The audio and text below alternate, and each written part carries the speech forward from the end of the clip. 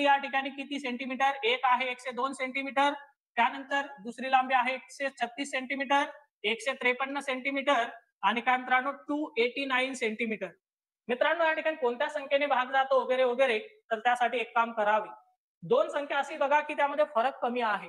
मग कोणकोणत्या दोन संख्या मित्रांनो? 153 आणि 136. 153 आणि 136 फरक काढा म्हणजे वजाबाकी किती मित्रांनो? या ठिकाणी 13 मधून 6 गेले 7, 4 मधून 3 किती 1, म्हणजे या ठिकाणी 100% 17ने भाग जातो.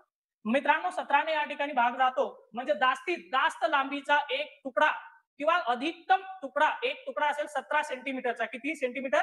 17 सेंटीमीटर. पण त्यांनी काय सांगितलं या ठिकाणी? 17 सेंटीमीटर 17 सेंटीमीटरचे असे किती तुकडे तयार होतील? मग बघा मित्रांनो, एकदम काळजीपूर्वक बघा. काही सेकंदात 17 सेंटीमीटर मित्रांनो, 17 सेंटीमीटर 17 सेंटीमीटरचे 102 सेंटीमीटर मध्ये 6 तुकडे होतील. कारण की मित्रांनो 7 सक 42. त्यानंतर मित्रांनो 7 आठी 56, 7 आठी 56. 136 मध्ये 17 सेंटीमीटरचे 8 तुकडे होतील. 7 नाम 63. 153 मध्ये 17 सेंटीमीटरचे 9 तुकडे तयार होतील आणि 289 17चा वर्ग आहे मित्रांनो, तर या ठिकाणी 17 तुकडे तयार होतील. मग मित्रांनो तुकड्यांची संख्या किती किती तुकडे होतील? तर या ठिकाणी जी संख्या असते, ज्या संख्येने आपण भाग देतो, भाग दिल्यानंतर जे बाकी या ठिकाणी उरत असते त्यांची बेरीज करून टाकावे.